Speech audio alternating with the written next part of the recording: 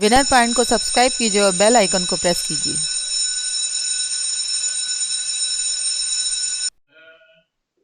Hello everyone, welcome back to winner point education. मैं अमिता त्रिपाठी, आपकी Hindi Sanskrit teacher. आज मैं आपके लिए मीरा के पद का भाग 2 लेकर आई हूँ। इससे पहले मैंने मीरा पद की व्याख्या पढ़ाई थी आपको और उसके संबंध में जीवन परिचय भी उनका दिया था मैंने आपको। आज मैं मीरा के पद में काव्य सौंदर्य संबंधी कुछ प्रश्न लेकर आई हूँ। इस तरह के प्रश्न आपको आते हैं एग्जाम में और आपको कैसे करने हैं वो मैं बताऊंगी। वीडियो प्रारंभ करने से पहले मैं आपसे अनुरोध करती हूँ, यदि आपने मेरे चैनल को अभी तक सब्सक्राइब नहीं किया है तो तुरंत कर दीजिए। लाइक कमेंट्स तो बनता है और शेयर करना ना भूलिएगा। तो लाइक और शेयर ठोक दीजिए, महाकाल का लाइक और शेयर ठोक दीजिए, 5000 लौटे दिख जाना चाहिए।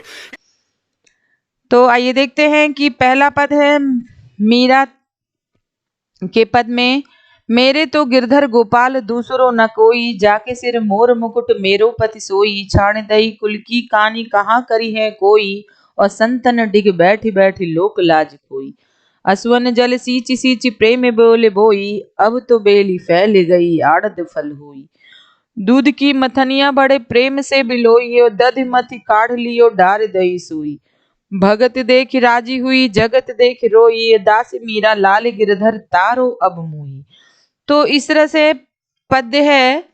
इनके प्रश्न 2 आते हैं। एक भाव सौंदर्य, आपको इसका भाव व्यक्त करना होता है, और दूसरा होता है शिल्प सौंदर्य। शिल्प सौंदर्य में आपको क्या करना होगा, देखिए मैंने आपके लिए तैयार किया है। तो आप भाव सौंदर्य में क्या लिखेंगे कि इस पद में मीरा का कृष्ण के प्रति अनन्य प्रेम भक्त हुआ है, वे कुल की मर्यादा को भी छोड़ देती हैं, जैसा कि आपको बताया था मैंने व्याख्या में। कृष्ण को अपना सर्वस्व मानती, उन्होंने कृष्ण प्रेम की बेल को आंसुओं से सींच कर बड़ा किया है, भक्त रूपी मथानी से सारूपी घी निकाला है, वे प्रभु से अपने उद्धार की प्रार्थना करती हैं और उससे विरह की पीड़ा सहती हैं। तो ये पूरे पद का भाव हुआ। अब इसमें आपका शिल्प सौंदर्य क्या है, तो शिल्प सौंदर्य में आपको बताना होगा भाषा, अलंकार, छंद क्या है, ये सारी चीजें बताई जाती हैं। तो इसमें आपने जो अभी तक देखा उसमें है इनकी भाषा जो है राजस्थानी मिश्रित ब्रज भाषा है जो सुंदरता से परिपूर्ण है। रस इसमें भक्ति रस है। और देखिएगा कि दूध की मथनिया बड़े प्रेम से बिलोई, दूध की मथनिया छोई में अन्योक्ति अलंकार है। प्रेम बेली से तात्पर्य प्रेम रूपी बेल, आनंद फल से तात्पर्य आनंद रूपी। तो जहां उपमेय में उपमान का अभेद रहित आरोप होता है वहां रूपक अलंकार होता है, इसलिए प्रेम बेली और आनंद फल में क्या है, रूपक अलंकार है। और अनुप्रास अलंकार की पूर्ण छटा है। अनुप्रास अलंकार जैसे कि म आया, स आया। अब यहाँ पे देखिएगा क क क क, जहां वर्णों की आवृत्ति बार बार होती है वहां अनुप्रास अलंकार होते हैं। गिरधर गोपाल मोर मुकुट कुल की कानी कहा करिए कोई, लोक लाज बेली बोई, बैठी बैठी सींच सींच में पुनरुक्त प्रकाश अलंकार है। कृष्ण के अनेक नामों में काव्य की सुंदरता है बढ़ी है, गिरधर गोपाल लाल आदि का प्रयोग हुआ है और संगीतात्मकता व ज्ञता है। दूसरा पद है पग घुंघरू बांध मेरा नाची, मैं तो मेरे नारायण सु आप ही हो गई साची, लोग कहे मीरा भई बांवरी, न्यात कहे कुल नासी, और विष का प्याला राणा भेजा, पीवत मीरा हासी, मीरा के प्रभु गिरधर नागर सहज मिले अविनाशी। तो यहाँ पे भाव सौंदर्य और शिल्प सौंदर्य व्यक्त करना है। जैसा कि आपने देखा कि पग घुंघरू बांध मीरा नाची, अपने पैरों में घुंघरू बांधकर मीरा नाची और उन्होंने लोक लाज को त्याग दिया, उन्हें किसी का डर भय नहीं था, लोक निंदा की उन्होंने बिल्कुल परवाह नहीं की। तो इस पद में मीरा की आनंद अवस्था का प्रभावकारी वर्णन हुआ है। उन्होंने घुंघरू बांधकर नाचा है प्रिय कृष्ण को रिझाने के लिए।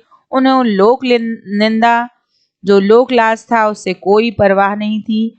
राणा का विष का प्याला भी उन्होंने पी लिया था। हंसते हंसते वे अपने सहज भक्ति से अपने प्रिय को प्राप्त भी कर लेती हैं। यहाँ पे शिल्प सौंदर्य देखिएगा, राजस्थानी मिश्रित प्रभावकारी भाषा है, संगीतात्मकता व गेयता है, अनुप्रास अलंकार की छटा है, जैसे कहे कुल कहानी। कहे कुल कहानी में क्या है? अनुप्रास अलंकार है। भक्ति रस की अभिव्यक्ति है, क्योंकि भक्ति हुई है यहाँ पे, तो भक्ति रस है। भक्ति रस आपका 10वां रस जो कि माना जाता है। आपके रस 11 होते हैं, उन रसों में एक रस ये भी है। नृत्य करने का बिंब प्रत्यक्ष उठता है। कृष्ण के कई नामों का प्रयोग किया है यहाँ पे, नारायण, अविनाशी, देखिए गिरधर, गिर को धारण करने वाले, और नागर, बने बहुत चतुर जिसे कहा था, और कृष्ण से चतुर कोई था ही नहीं। तो आपने देखा कि किस तरह से शिल्प और सौंदर्य और भाव सौंदर्य को व्यक्त करना होता है। इसी तरह से और भी पार्ट से आपको काव्य सौंदर्य और शिल्प सौंदर्य आएंगे, तो आपको इसी तरह से करना होगा और आप अच्छे से पद को पढ़ेंगे, समझेंगे। इससे पहले का वीडियो आप इसको देखने से पहले जरूर देख लीजिएगा, ताकि आपको पूरा पाठ अच्छे से समझ आ जाए। तो आप मेरे वीडियो को जितना हो सके उतना शेयर कीजिए। अब मेरा समय समाप्त हो चुका है।